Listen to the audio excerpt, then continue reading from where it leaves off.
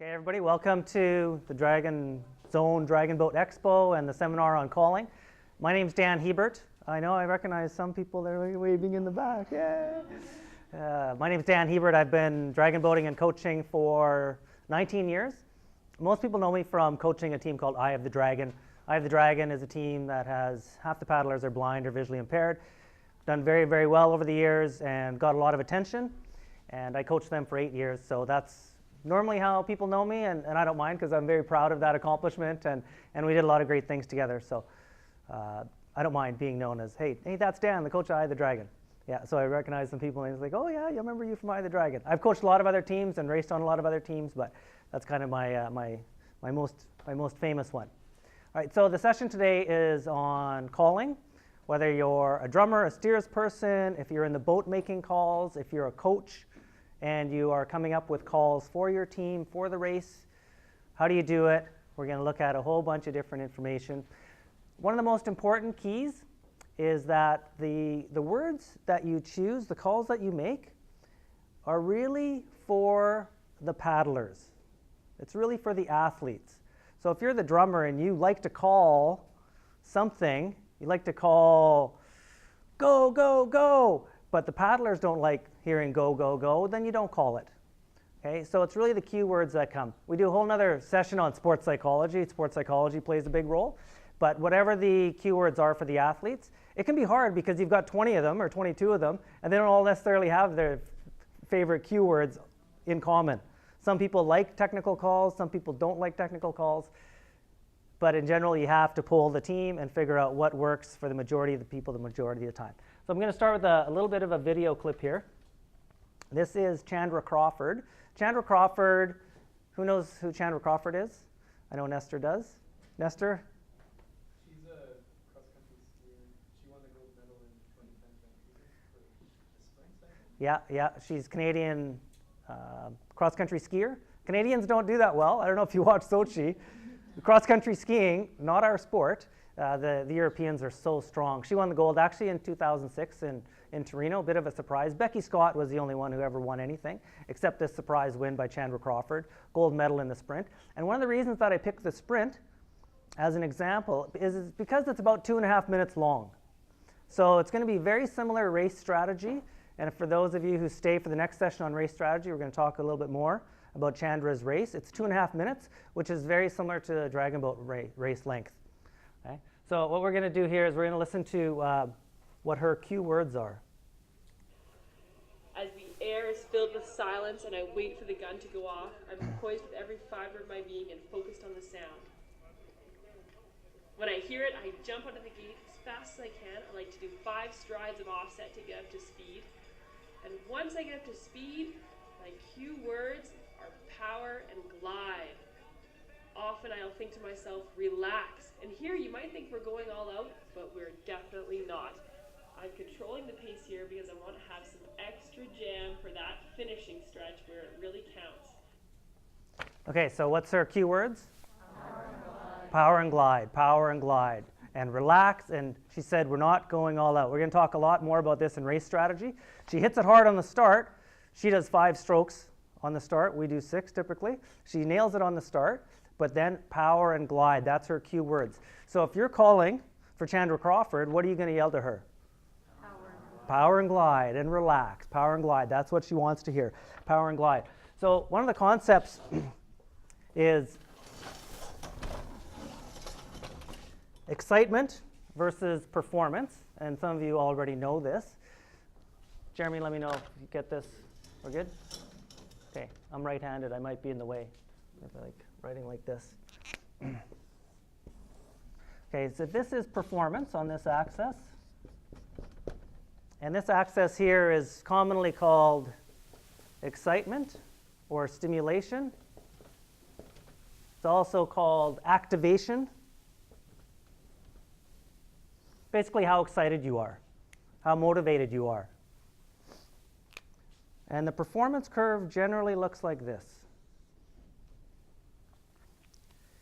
If you're not very excited, if you're out there going for a paddle or going for a run, and if there's nobody beside you, you probably don't have your best time. You're not getting pushed, you're not excited, you're not up. And some of the practices are like that. You know, you're going out there for practice. It's not your best performance of your life because you're not motivated, you're not stimulated, you're not activated, you're not excited. So you do need that excitement. You know, the other boats start coming around, or if you're running, or if you're cycling, you have other people around you to push you, and you get more and more excited. You can dig deeper. You can push through that pain. You can perform better. But what happens often, most people in the big, big day get overexcited, overstimulated, and their performance suffers. This area here is known as choking. That's actually a technical word, choking. And it happens to almost everybody. Most people need to calm themselves down a little bit on the big day. There are a few people that no matter what, they don't get excited enough. I learned this first from Dr. David Cox, who's a sports psychologist here. He's worked with a lot of the national teams, and his favorite sport is tennis, so he has lots of tennis stories. He talks about John McEnroe. Maybe some of you younger people don't know John McEnroe, but John McEnroe was famous for yelling, freaking out. But the funny thing is, John McEnroe never seemed to get overexcited. His problem was underactivation, understimulation. So he's not playing very well, and he knows it, so he needs to create a little bit of drama. So he starts yelling and making fits and stuff, and then his game elevates. That guy was never too excited, okay? And he knew it. He knew how to get himself up, and he won something like 12 major championships in a row. So he knew where he was on this curve. Most people, Olympic athletes, NHL players, whatever, they know when the time comes and you're in the gold medal game, whatever it is, they know they're probably going to be too excited, and they have a whole bunch of techniques to calm themselves down. You see them breathing, you see them with their music, you see them going through, I don't know if you watch the Sochi Olympics, but a lot of them, they're going through the motions in their head, and they're going through with their body, and they're trying to relax. So funny thing, when we watch Chandra Crawford here, she's talking power, glide, and relax. So how does this work when it comes to calling? Well, if you're coaching, you're drumming, you're steering, you're in the boat, you're somebody that makes calls in the boat, when you're out there practicing up and down, day after day, week after week, it's not that exciting. You need to use your voice and use the calls to try to get people up for that practice, so they have a good practice. You're trying to recreate race conditions, especially as you get closer and closer to race.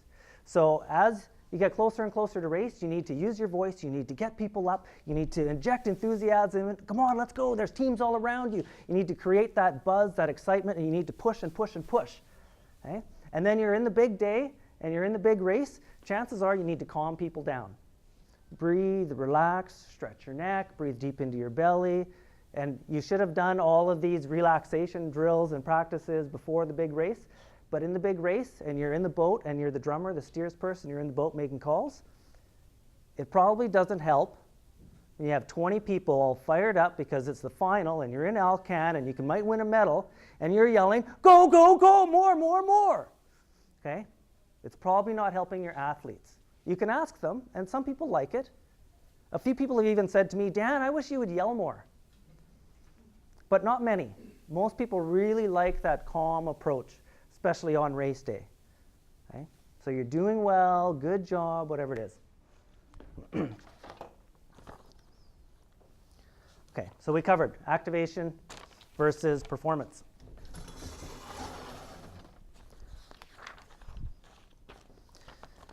So the calls come into three different groups: race calls, technical calls, and mood calls or motivational calls. The race calls, you need to do it. You need to call probably the first 6 and then the ups. Jerry. Here, obviously on a race day, you've got many boats around you and it gets very loud. So how do you project your voice in a calming manner in order for your team to hear you? Yeah, good question. And I get asked this all the time, or people in the back can't hear me. One of the things that really works is cupping your hands. It works better in the back. Can you hear me better? And I forget this all the time, and I have to remind myself, if I'm the drummer, I'm rehearsing, and I'm thinking, cup my hands. Cup your hands, Dan. Cup your hands, cup your hands. So that actually helps. You can try to yell down into the boat and get it down. Breathe from the diaphragm.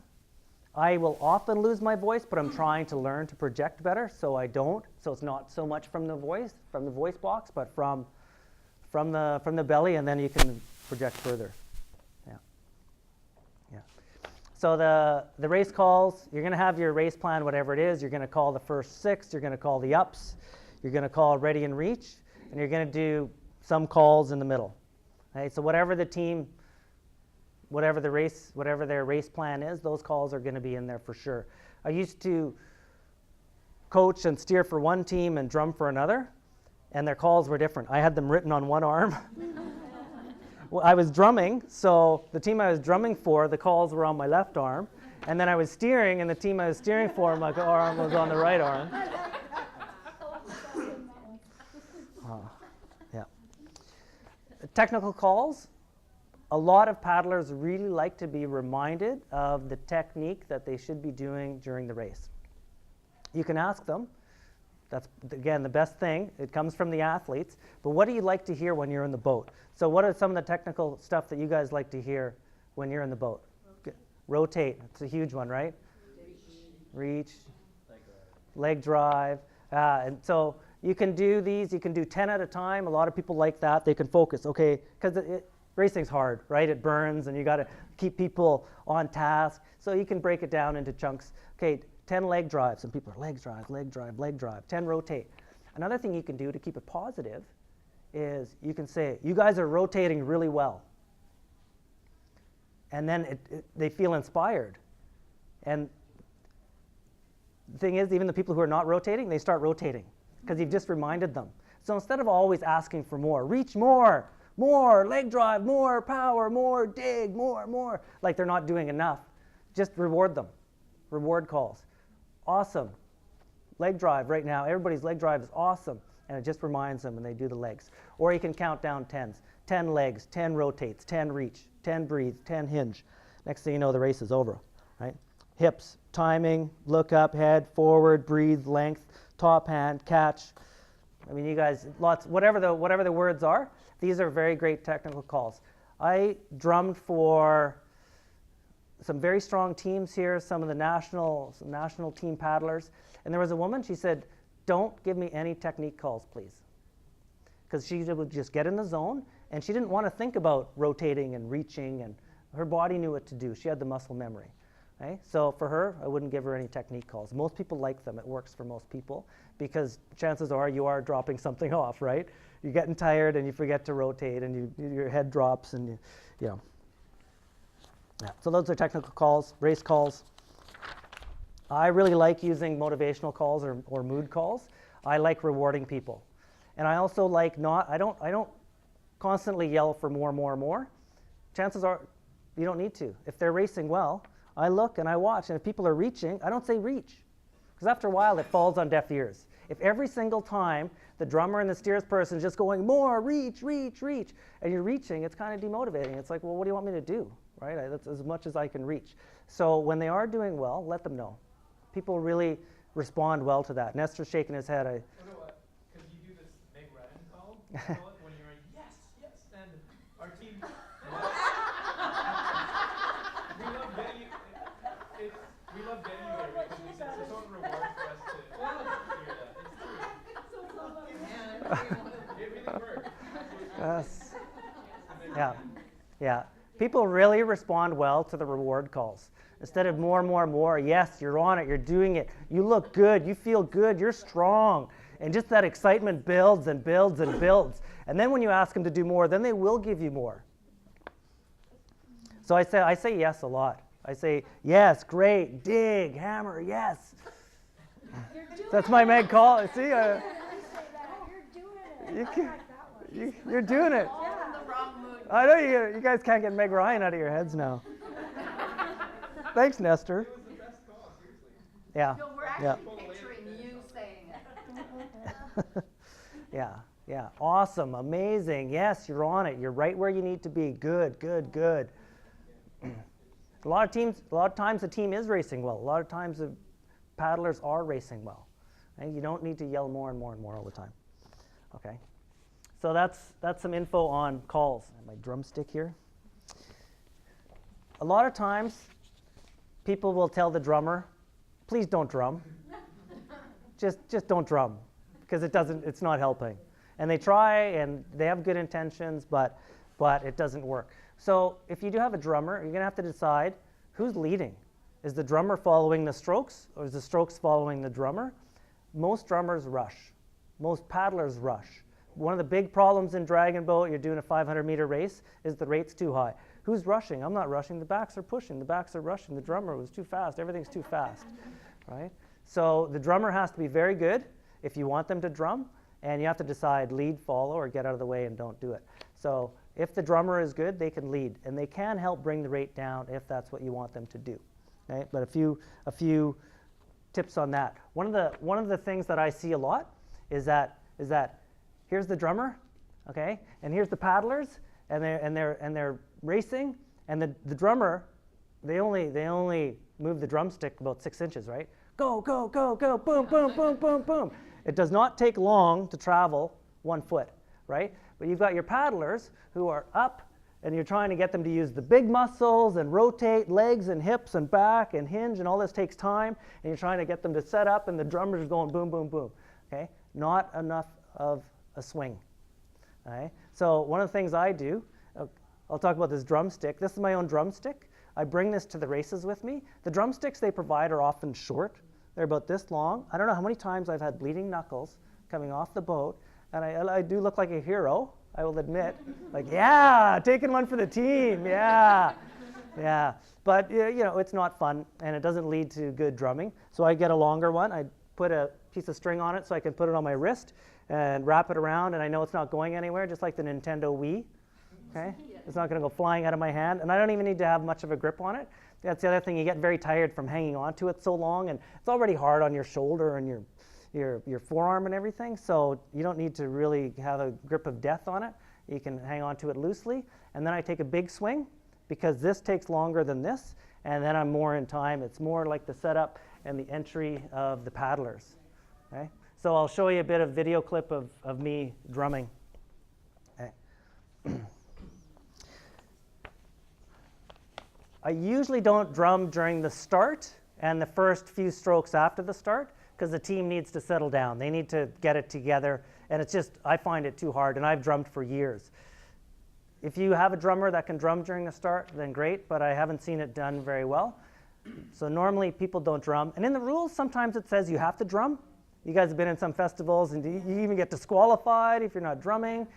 And then some people like kind of fake their drumming, and it's like they call you, no, you weren't actually drumming.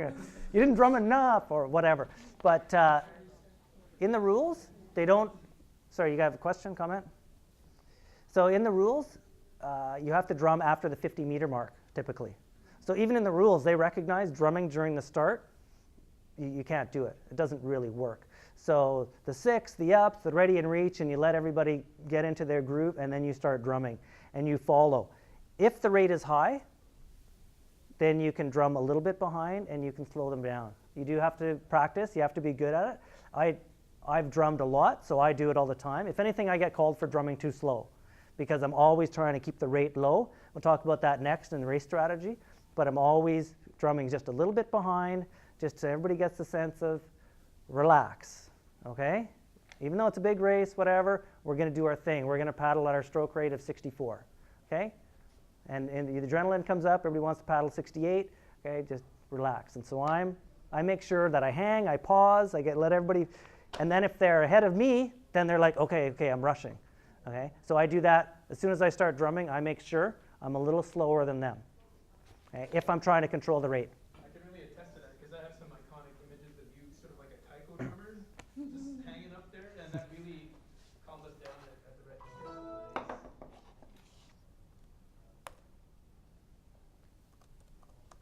Any other comments, questions?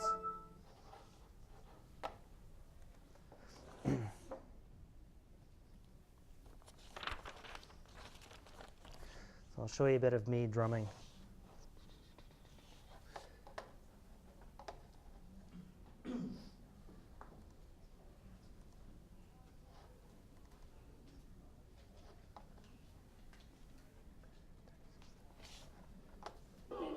You have to remember to breathe and Oh.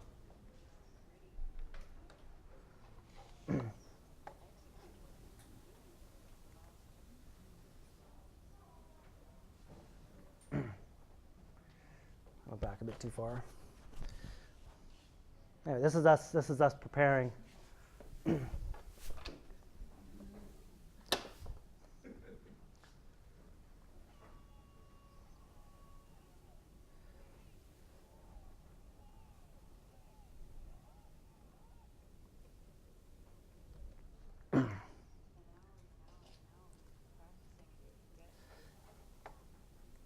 You don't really need the volume for this part. But there's some clips of me. This is from a documentary someone made on Eye of the Dragon, and I'm in there and drumming, and you'll see how high I go with the drumstick, right? Over my head, cupping the hands, and then back on the drumstick. And in this case, I think I am just slightly behind, which again is my preference because I'm trying to keep the horses down.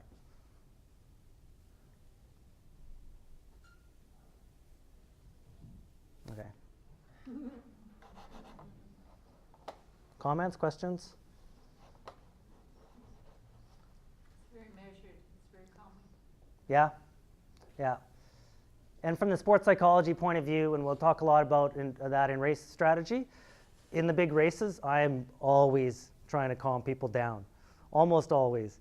You know, if we need a little extra reach or something and we need that excitement, I'll bring it.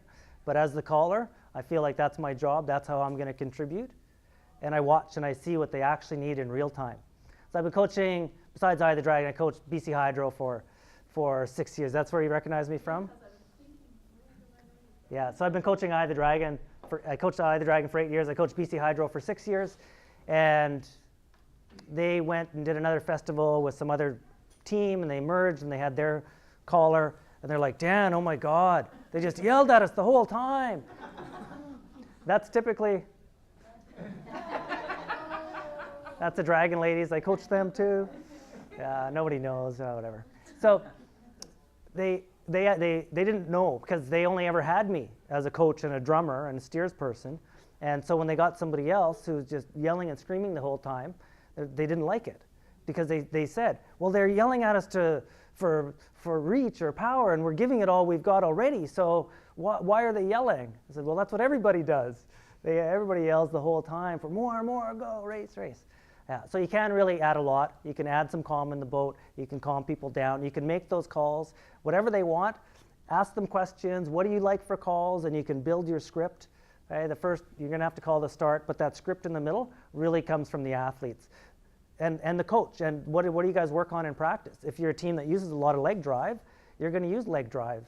That's going to be one of your calls, right? If you use the word push, right? If you use the word hinge, you're going to call hinge. Whatever it is you do in practice, that's what you're going to call. So that's going to be part of your script. Okay? And if you're calling, whether you're the steers person or the drummer, or if you're calling in the boat, hopefully now you understand a bit about why you make the calls, where you make the different types of calls, and how you can help out the athletes get their best performance when it counts. Okay? Comments, questions?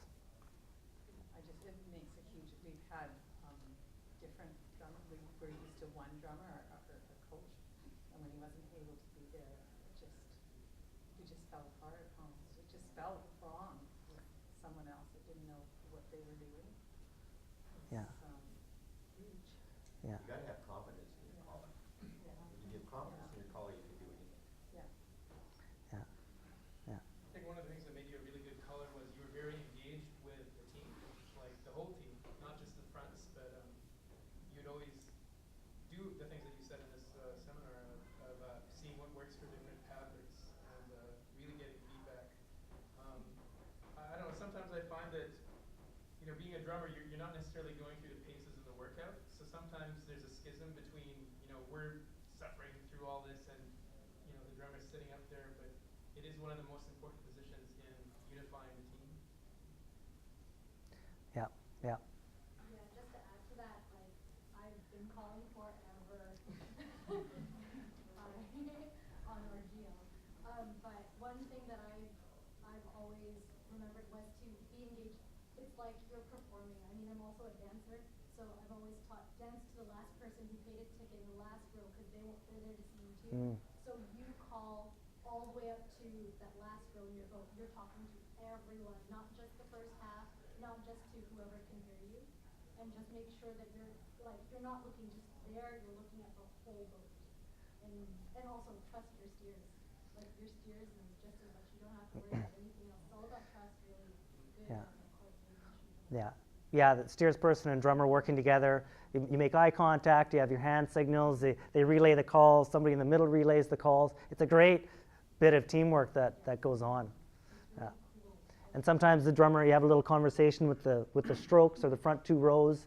You know, maybe somebody's a little bit out. Not the whole boat doesn't need to know that. You know, sometimes in a big race the strokes start to rush. And so you might just, bend down quietly. It's like, okay, bench one, hang, right? Bench one, pause at the front, something, and then get back on. And yeah.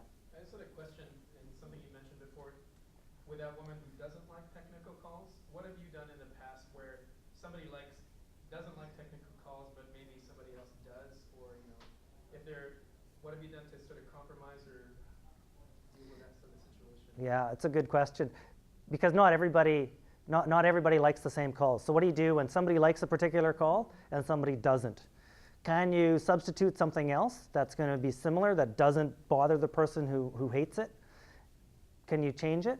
And you have the discussion as a team. Well, we need to make some calls, so we know it's not going to necessarily work for everybody. So maybe majority rules. Maybe you have a discussion. Let's figure out what's going to work for most of the people most of the time. You can never please 20 people, whether it's with the calls, with the race plan, with the stroke rate, whatever it is. But you can do your best to incorporate as many calls as you can that people like. Like I said, maybe you might have to change the wording. Some people have an association maybe with a particular word. Can you change the word and use something different? Yeah. What do you think about multiple voices in the boat all calling? Yeah, that's great, isn't it? Yeah. Yeah. What do you think about multiple people calling all at the same time? Again, you can ask the team, what do you like? And chances are most people are not going to like that.